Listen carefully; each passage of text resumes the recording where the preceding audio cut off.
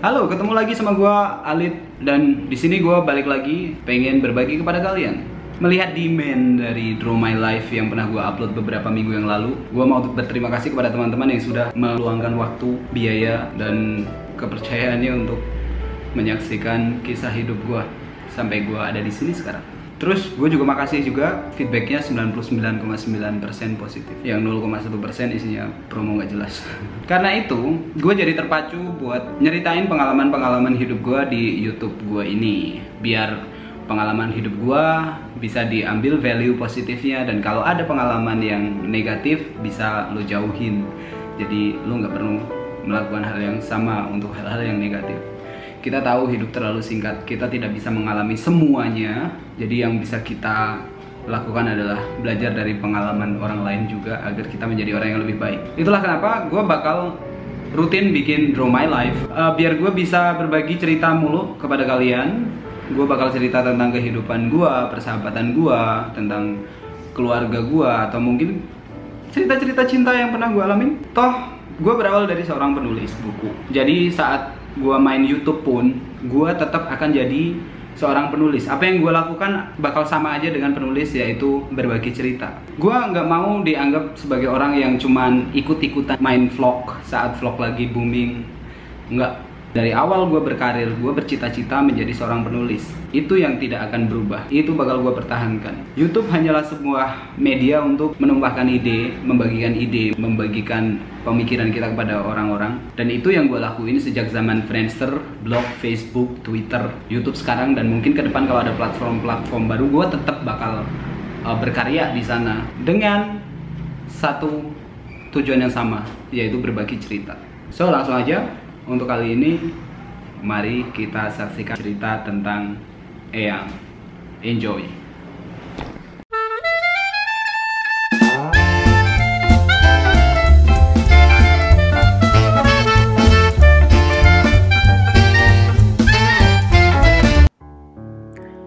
Jadi mulai sekarang aku bakal bikin program baru di YouTube. Namanya Draw My Story. Program ini bakal berisi video-video cerita inspiratif yang pernah aku alami dalam kehidupan. Tujuannya biar YouTubeku berisi video-video bermanfaat bagi banyak orang. Nah, di episode Draw My Story kali ini, aku bakal bahas tentang kehidupanku bareng Eyang. Buat yang belum nonton video Draw My Life-ku yang sebelumnya, mending nonton dulu, biar ngerti background story-nya, kenapa aku bisa dibesarkan oleh Eyang, bukan oleh orang tuaku. Hidup bersama Eyang bukanlah perkara yang mudah. Eyang Kakung dan Eyang Putri mempunyai karakter yang 180 derajat berbeda. Orang bilang untuk menjadi pasangan yang langgeng, mereka harus punya banyak kecocokan dengan pasangan. Namun yang aku lihat dari Eyang Kakung dan Eyang Putri, justru mereka malah banyak perbedaan. Eyang Kakung orangnya galak, tegas, dan kasar. Sedangkan Eyang Putri orangnya lembut, bijaksana, dan sabar.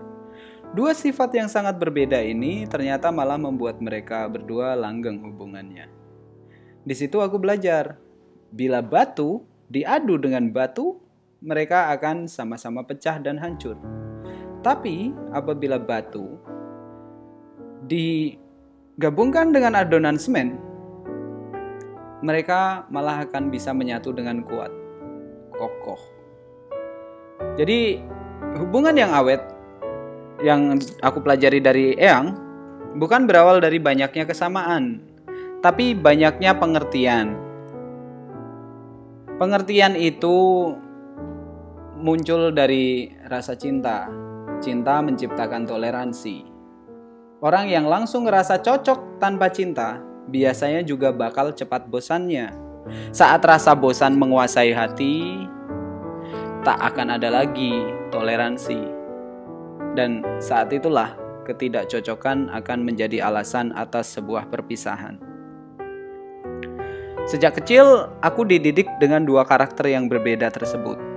Eyang Kakung mengajarkan banyak hal yang berhubungan dengan kedisiplinan, kerja keras, dan kepatuhan. Sedangkan Eyang Putri mengajarkan tentang kebijaksanaan, kesabaran, dan kejujuran.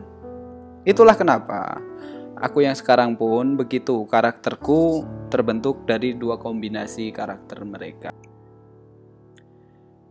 Nah, Eyang Kakung adalah orang yang gak pernah bilang kata-kata manis seperti terima kasih, tolong, apalagi aku sayang kamu. Gak ngerti deh dulu gimana Eyang Kakung bisa meluluhkan hati Eyang Putri. Beliau adalah orang yang sangat keras. Aku dididik seperti militer waktu kecil. Hukuman seperti push-up, lari keliling sawah, atau bahkan digebukin pakai kayu bukanlah hal yang asing buatku. Aku dididik dengan cara yang luar biasa oleh Eyang Kakung dari kecil. Setiap kali aku pengen punya sesuatu, aku harus ngelakuin sesuatu dulu. Eyang gak bakal ngasih apa-apa sebelum Eyang ngelihat aku berusaha. Waktu aku kecil sih, aku sering ngerasa kesel dengan perlakuan semacam itu. Anak-anak lain bisa seenaknya minta ini itu ke orang tuanya dan langsung dikasih. Sedangkan kalau aku pengen uang saku sekalipun, aku harus membantu ngurus sawah dulu. Ya, dulu memang aku kesal dengan perlakuan semacam itu. Tapi setelah aku dewasa kini, aku mengerti. Aku jadi terbiasa dengan kerja keras dan berusaha untuk mendapatkan apa yang aku mau. Sedangkan teman-temanku yang sudah terbiasa dimanja, sekarang hidupnya gitu-gitu aja. Eyang Kakung juga mendidik aku untuk disiplin. Contoh kedisiplinan yang Eyang tanamkan adalah aku nggak boleh nonton TV kalau aku belum belajar. Kalau aku ngeyel, tetap nonton TV juga sebelum belajar. Listrik rumah bakal dimatiin dengan cara dicopot sekringnya lalu disembunyikan sama beliau. Kalau aku ngeyel lagi, lalu nonton TV di rumah tetangga, aku bakal diseret pulang dengan paksa sambil membawa tongkat saktinya buat gebukin badanku. Segala perlakuan kasar beliau pastinya menimbulkan rasa benci dalam diriku. Itulah kenapa waktu SMA, zaman aku bandel, dan aku berontak karena merasa mamaku tak pernah ada, eyangku kasar mulu. Jadinya aku tumbuh menjadi remaja yang sempat berandal. Waktu itu aku merasa secara fisik tubuhku sudah besar. Aku juga sudah mulai kuat. Jadi aku tidak mau lagi diperintah seenaknya oleh Eyang Kakung. Aku sering melawan beliau, tapi beliau juga gak pernah gentar. Aku dan beliau sering bertengkar, gebuk-gebukan, pukul-pukulan. Dan di titik itu Eyang Putri yang selalu melerai. Eyang Putri yang selalu meredakan emosi dengan kelembutannya. Ajaib banget memang pasangan ini. Semarah-marahnya Eyang Kakung, kalau Eyang Putri sudah turun tangan dengan senyumannya, baik Eyang Kakung maupun aku langsung luluh lantak hatinya. Eyang Putri selalu mendidik aku dengan kasih sayang dan kemanjaan. Setiap kali ngomong ke aku, beliau selalu tersenyum dan tidak lupa mencantumkan kata tolong. Seperti, "Nak, tolong beli sabun di warung. Nak, tolong pasangin bolam." Dan hal itu akhirnya aku tiru sampai sekarang. Kepada siapapun, kalau aku butuh bantuan, aku selalu mengatakan tolong. Dan setiap kali aku habis diomelin atau dihukum oleh Eyang Kakung, Eyang Putri lah yang selalu menguatkan aku, memberikan pelukan dengan penuh kehangatan, atau setidaknya nawarin aku buat makan. Di balik ketegasan Eyang Kakung, aku tahu beliau adalah seorang penyayang yang gak pernah mau bilang sayang. Aku inget banget waktu aku masih SD. Setiap kali aku belajar, beliau selalu mau bantuin aku. Beliau juga bikinin batang-batang kecil dari bambu sebanyak 100 biji untuk membantuku belajar berhitung. Meskipun kalau aku agak lama pahamnya, aku bakal dibentak-bentak juga sama dia. Eyang Kakung juga orang yang suka berbagi ilmu. Aku hafal vitamin apa saja yang terkandung di buah atau di sayuran, berkat Eyang Kakung yang selalu ngasih tahu aku. Waktu aku kecil, aku sering ikutan Eyang ngurusin ladang sayurnya. Dan saat-saat seperti itu beliau sering bilang vitamin C itu terkandung di tomat. Kalau kita sering makan tomat, kita bakal tercegah dari penyakit sariawan. Atau kalau kita sering makan wortel, karena wortel mengandung vitamin A, maka mata kita akan jadi lebih sehat. Nah, biasanya dulu aku bercandain beliau dengan bilang, berarti wortel harus ditempel di mata ya, Eyang? Tapi Eyang Kakung dengan ketus dulu malah menjawab, ya coba colokin aja itu wortel ke mata kamu biar buta. Iya, Eyang Kakung memang gak punya sense of humor. Aku jarang melihat beliau tertawa. Paling beliau senyum-senyum kecil kalau lagi nonton video karawitan. But at least beliau selalu mau berbagi ilmu pengetahuan beliau ke aku. Itulah kenapa aku gak segan untuk berbagi ilmu dan pengalaman-pengalamanku kepada orang lain berkat apa yang aku lihat dari beliau. Eyang Kakung tuh selalu mau melindungiku tanpa banyak babi bu. Beliau lebih suka menunjukkan daripada cuman mengatakan. Jadi waktu SD aku tuh payah banget. Aku suka dibully sama kakak-kakak kelas. Tiap hari dipalakin, dihajar, dikatain, diludahin pun pernah. Sampai akhirnya aku malas sekolah. Eyang pun nanyain, kenapa aku jadi takut buat ke sekolah? Kenapa aku jadi malas pergi ke sekolah? Aku pun menceritakan semua ke beliau. Dan akhirnya beliau ngedatengin sekolah dengan sepeda onta tua miliknya. Beliau minta para begundal itu dipanggil dan beliau cuma ngomong ke mereka satu kalimat. Kalau kalian berani sekali lagi nyentuh cucu saya jamin gigi kalian ompong semua. Beliau mengucapkan kalimat itu dengan tatapan tajam. Sebuah tatapan yang mampu membuat seekor singa ganas seketika jadi singa ngondek. Tatapan mata itu adalah tatapan mata yang aku takutin sejak dulu. Postur tubuhnya yang kekar, suaranya yang menggelegar, memang bisa dengan mudah membuat orang lain merasa gentar. Dan ternyata semenjak hari itu hidupku di sekolah jadi damai, tidak ada yang menggangguku lagi. Tapi sejak kejadian itu pun, Eyang memberi pesan ke aku. Beliau bilang, hidup akan selalu terasa kejam bagi para manusia yang cengeng. Dan pesan itu aku ingat terus sampai sekarang. Aku juga ingat pas masih SD dulu aku kangen banget sama mama yang merantau di Jakarta. Beberapa bulan mama tidak menjengukku di kampung. Sampai akhirnya aku demam berhari-hari dan saat itu Eyang memutuskan untuk mengajakku ke Jakarta buat ketemu mama. Nggak perlu waktu lama, demamku pun reda dan Eyang menepati janjinya untuk mengajak aku ke Jakarta. Aku dengan Eyang Kakung waktu itu naik bus berdua dari Sragen ke Jakarta.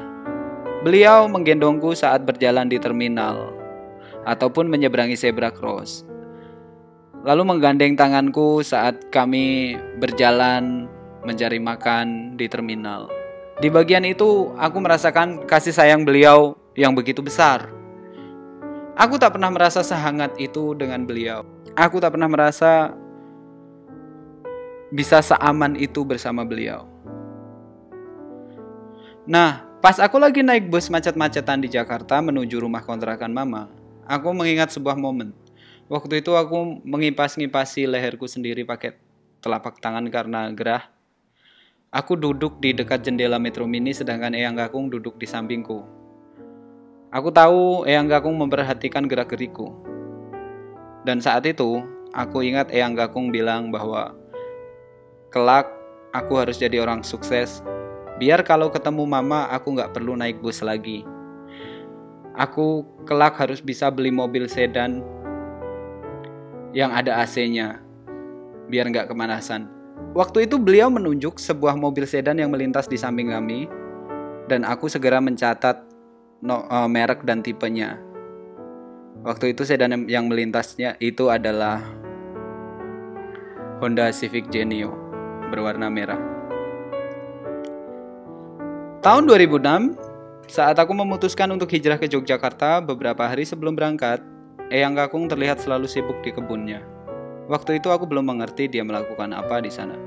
Pernah aku tawarkan untuk membantunya, tapi beliau selalu menolak. Sampai akhirnya saat aku mau berangkat ke Jogja dan pamit kepada beliau, beliau memberikan seikat uang dan memasukkannya ke kantongku.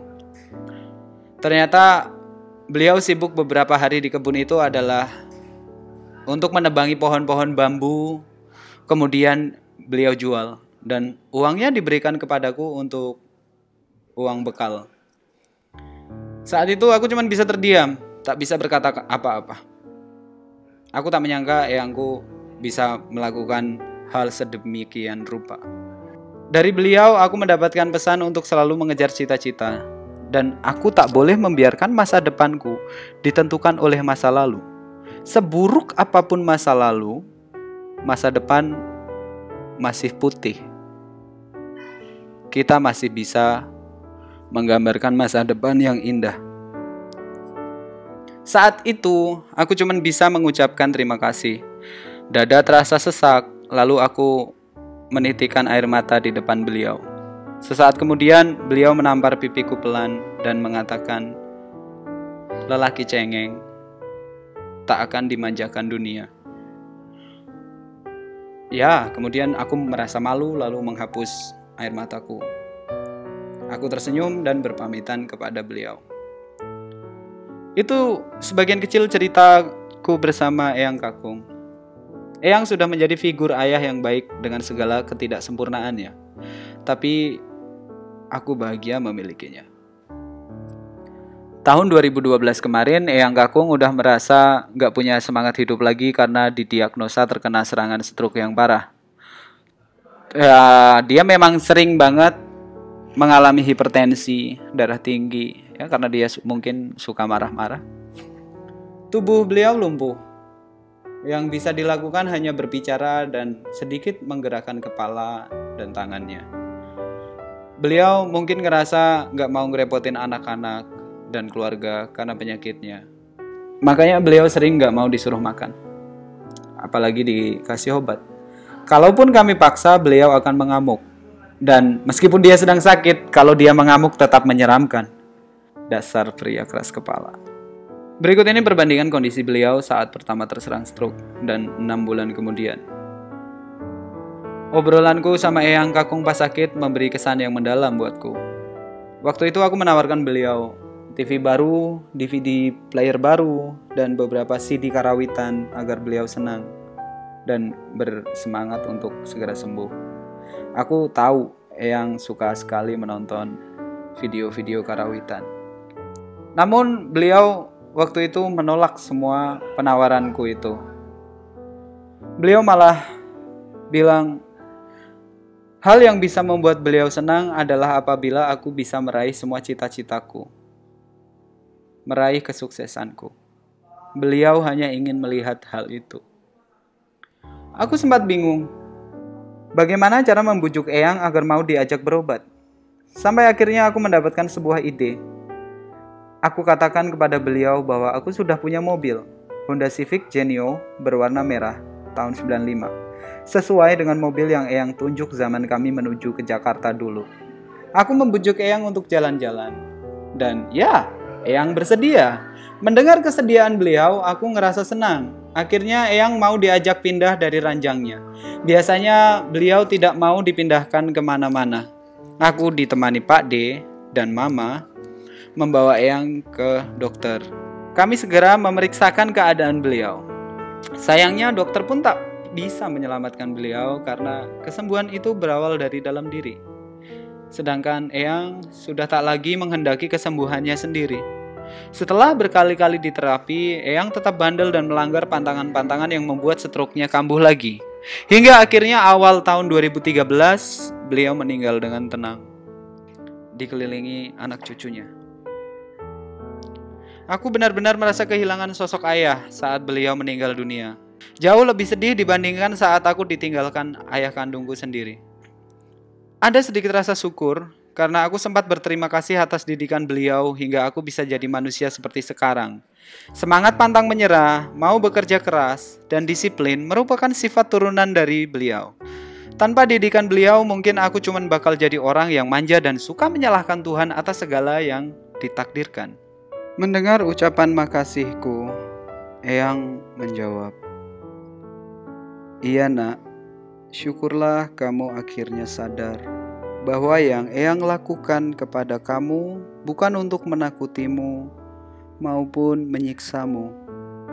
Eyang hanya ingin kamu tumbuh menjadi pria dewasa yang kuat. Karena Eyang benar-benar menyayangimu. Aku pun mengecup keningnya sambil menangis. Saat itu aku tak mau menahan tangisku lagi di depannya. Aku bilang kepada beliau, "Maaf Eyang, aku menangis bukan karena aku cengeng, tapi karena aku masih punya hati." Lalu Eyang Kakung pun ikut menangis. Saat itu aku menyadari bahwa tak ada hal yang lebih menggetarkan hati selain mendengar ucapan sayang dan melihat tangisan orang yang selama hidupnya kita percayai bahwa dia tak akan bisa menangis dan tak akan bisa bilang cinta. Ya, this is the end of Draw My Story episode kali ini. Semoga kisah nyataku ini bisa membuat kalian nyadar bahwa orang tua kalian sekeras apapun mendidik kalian, pasti mereka menyayangi kalian. Dan harap diingat, orang tua itu tak selalu orang yang melahirkan kita, namun orang yang selalu dengan ikhlas membesarkan dan mendidik kita hingga menjadi manusia. Sampai jumpa di video Draw My Story episode berikutnya dengan cerita-cerita yang inspiratif lagi. Semoga bermanfaat. Jangan lupa untuk klik subscribe. Bye-bye. Terima kasih.